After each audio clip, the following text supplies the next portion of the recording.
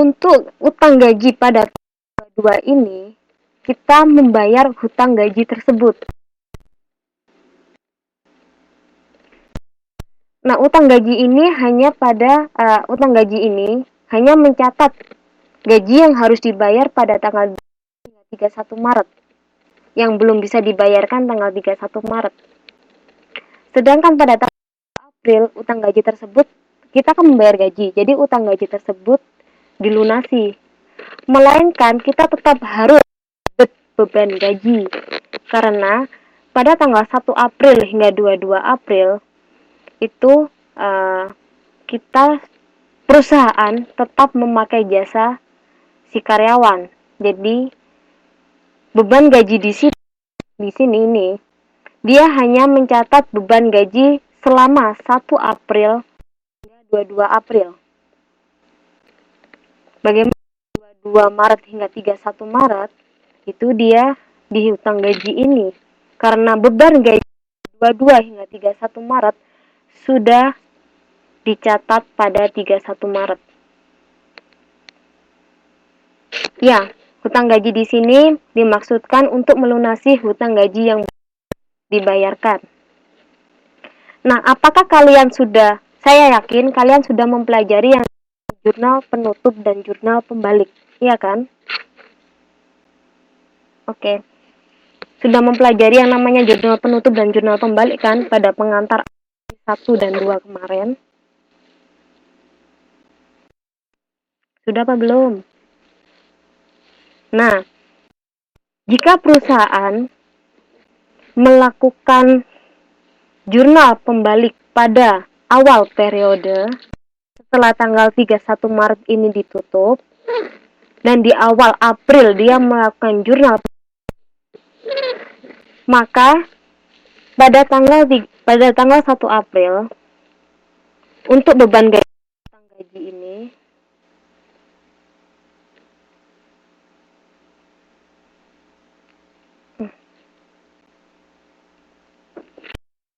dia akan dibalik.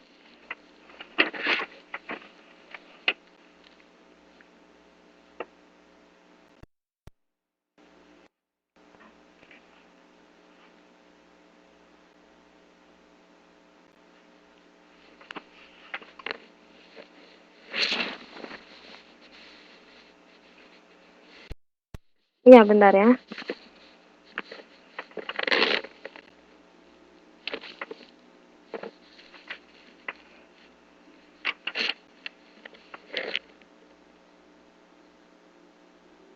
Oke. Jadi jurnal pembaliknya dia akan membalik utang gaji. Di sini hutang gaji dikredit. Nah, pada tanggal 1 April jurnal yang terjadi dia mendebet utang gaji.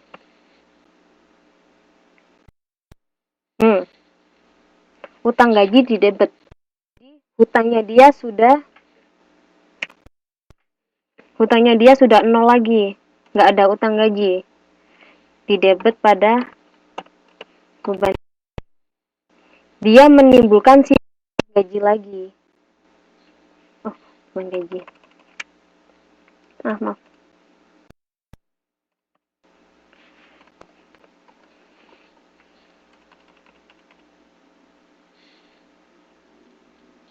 Ya, beban gaji. Jadi di sini hutang gajinya akan 0 lagi, sehingga pada tanggal 22 April dia nggak usah membayar yang namanya utang gaji, melainkan hanya membayar beban gaji terhadap kas. Iya, benar. Seperti itu. Jadi semua udah paham ya?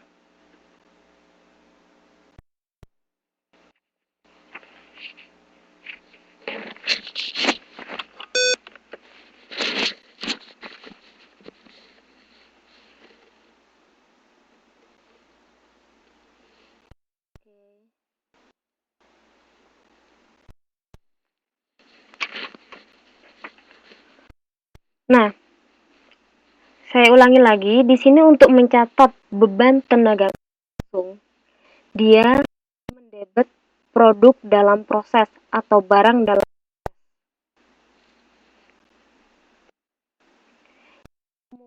kita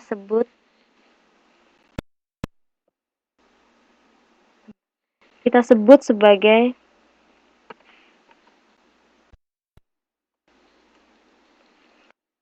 barang dalam proses.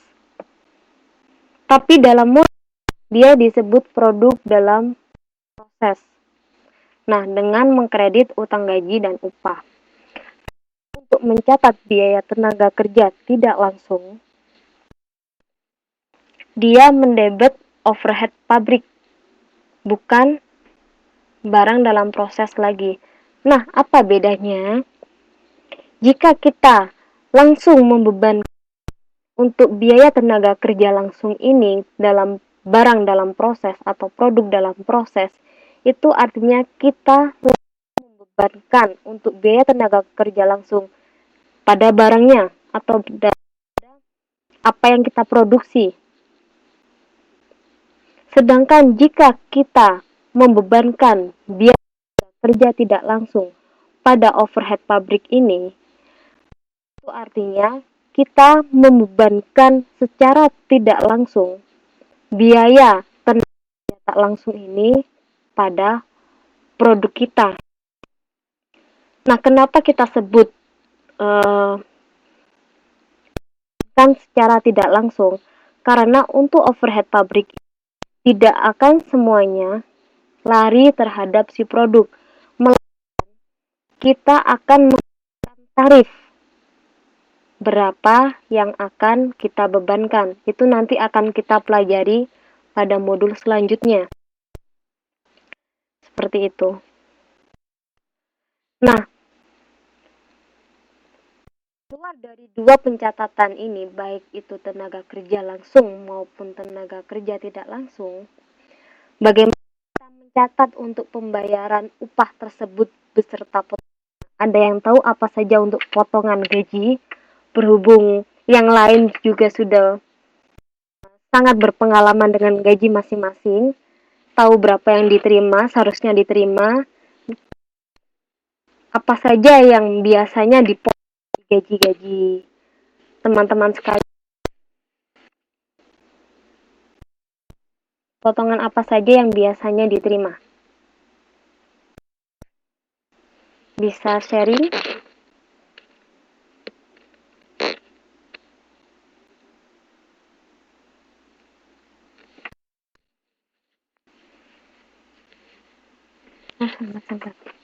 Oke. Semuanya sudah pernah menerima gaji kan? Atas kerja kerasnya. Nah, biasanya gaji kita akan dipotong oleh biaya-biaya apa saja? Seperti itu. Atau ditambahi dengan apa saja? Kan?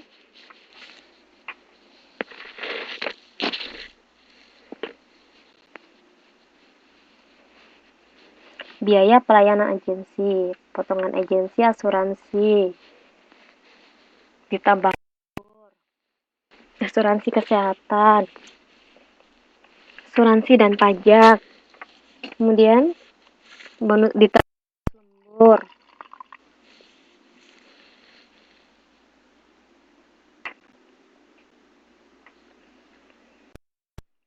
Loh, kenapa kok tidak pernah bayar pajak dan asuransi kesehatan? Saya saja tiap semester harus membayar asuransi kesehatan. Menerima uang lembur dan uang cuti tahunan.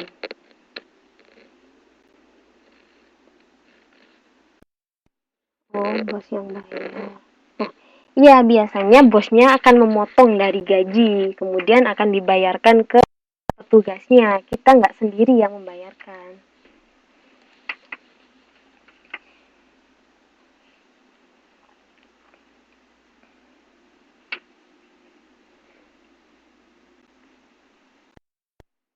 Jangan-jangan apa?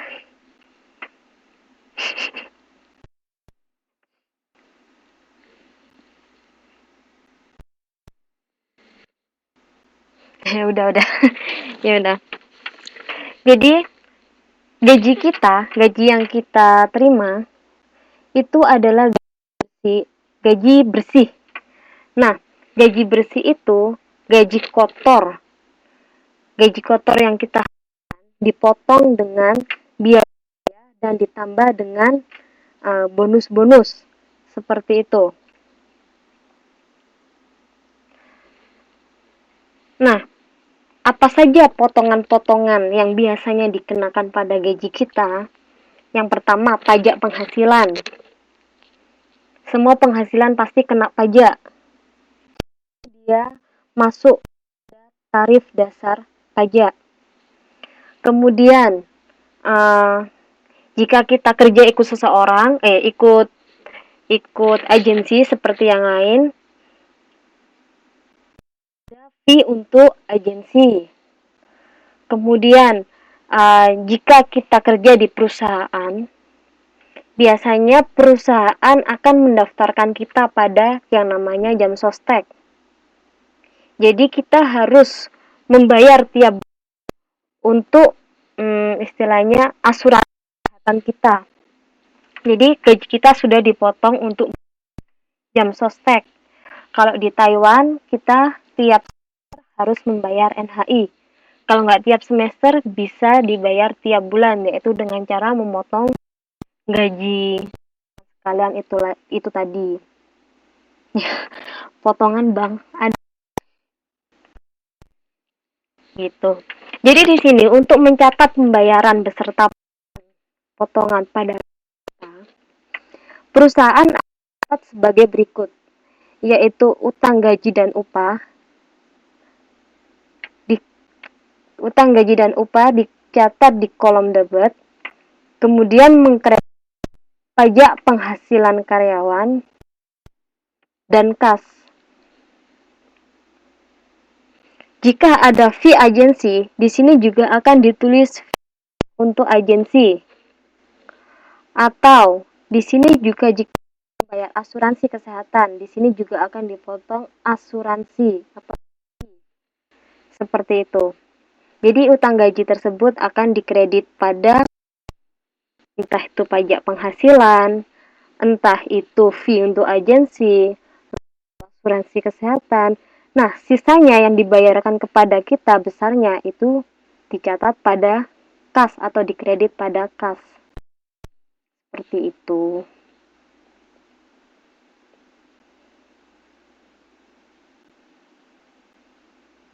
Nah, apa sih masalah-masalah khusus yang terkait dengan upah?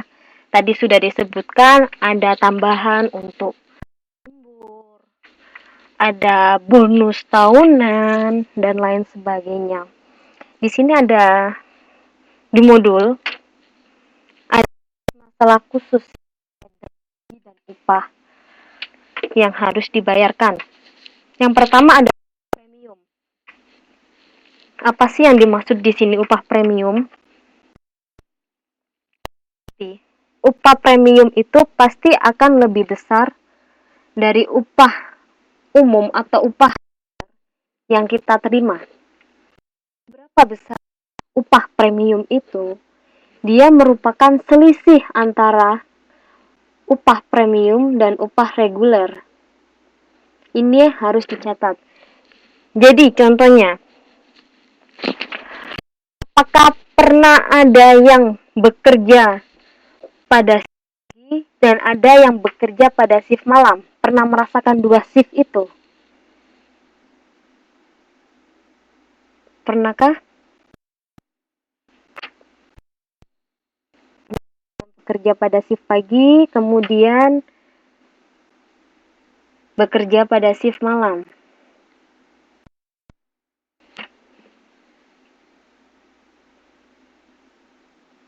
Kerjanya siang. Yang kerja di perusahaan, pabrik.